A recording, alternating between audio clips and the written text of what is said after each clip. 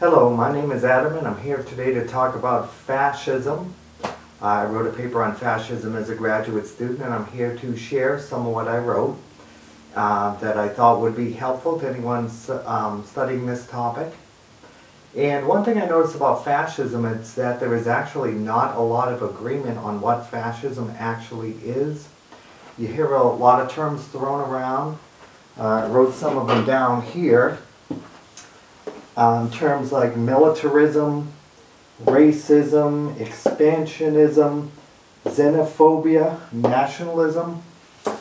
And these things, although present in many fascist regimes that comes to the mind's eye of history, fascist Italy, Nazi Germany, they were actually present in many other types of government as well. And they're not exclusive to fascism at all. In fact, many fascist regimes had none of these characteristics, or some but not others.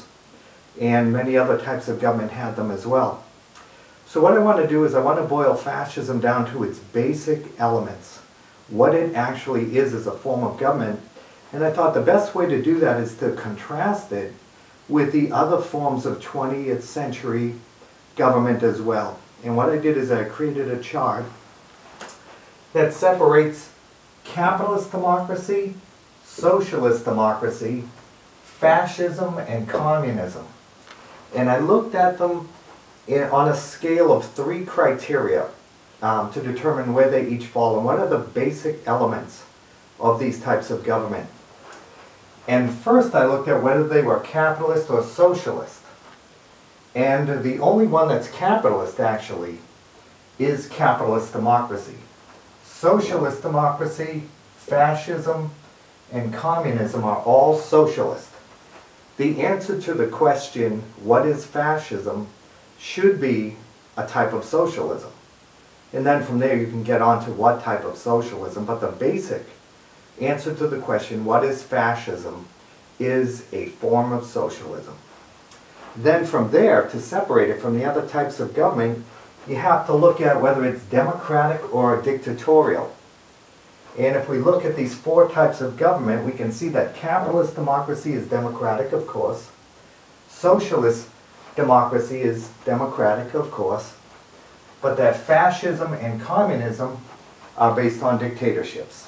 They're anti-democracy at their basic fundamental. If they were democratic, they would cease to be fascist or communist. If fascism ceased to be democratic, if fascism ceased to be dictatorial, it would be socialist democracy. And then we looked at, well, are they ideological or pragmatic? Because the trouble that people have identifying what fascism is because it's very pragmatic nature. Fascism varies on what its agenda is, varies by country and culture. And because it's very pragmatic, that is why you see people try to identify it with a laundry list of things like militarism, racism, expansionism. None of these things are fundamental to fascism. They are incidental to any fascist regime. So if you look at capitalist democracy, capitalism is very ideological. It lays out very specific beliefs that it adheres to: private property, voluntary exchange, primarily. And so it's very ideological. Socialist democracy is not ideological. It's sort of, it's what we would call pragmatic, and that's not necessarily a compliment. It means it doesn't have a lot of strong beliefs. It pretty much would support almost anything that were popular or that were perceived to quote-unquote work for whatever it is they were trying to achieve. Not a lot of strong ideological foundation. The same with fascism, very pragmatic. The leaders of fascism were very explicit. They were pragmatic, they were experimental, just like socialist democracy. In fact, these 2 types of government, socialist democracy and fascism, are the 2 closest related of these 4 types of government. The only thing that separates them, of course, is really elections, which can be subverted and corrupted. So there's a lot of gray area between these 2. Which is why it's very important to understand these 4 types of government and what fascism is and what fascism is not. And then, of course, communism is also ideological, like capitalism.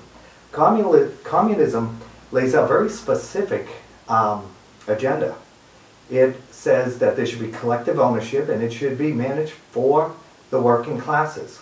Just like capitalism, communism is ideological, whereas socialist democracy and fascism are both pragmatic. So a lot of times you hear the word fascism thrown around quite a bit. It's really a political bludgeon to beat people up with, but it's important that people understand what it is so they can talk about it in an intelligent way and what it is not. Saying something is racist is fascist isn't true, because any of these others could be racist as well. Communism and capitalism are the hardest to be racist because it conflicts with their basic premises. This one here is class-based socialism and collective ownership, and this one is individual ownership and voluntary exchange.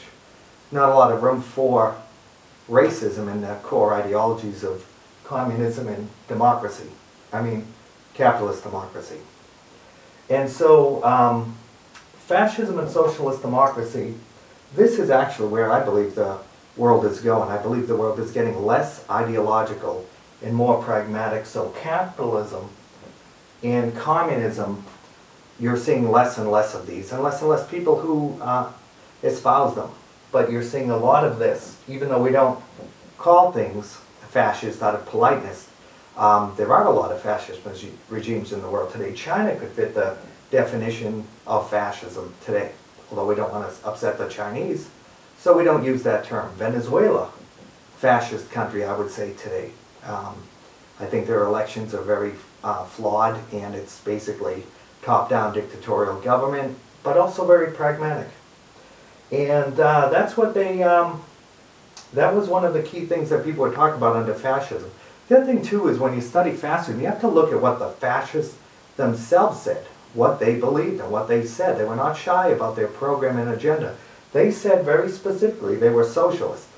A lot of people tried to pawn off the ugly baby of fascism on capitalism, but fascists are very anti-capitalist. It's the most basic thing about them. They are socialist. They say they're socialist. They're very proud of that fact. It's only after World War II that the political left in the United States started assigning fascism as a form of capitalism, which it is not. And in the interwar years, it was very well understood that fascism was a form of socialism, and that a lot of American leftists embraced fascism, which after the war you heard a lot less about, as everyone wanted to disown the ugly baby of fascism. But to understand fascism, three basic elements: socialism, dictatorship, pragmatism. Those are the three fundamental ingredients of fascism. Without any of these, it would not be fascism. And anything else assigned onto it is incidental in nature. Thank you.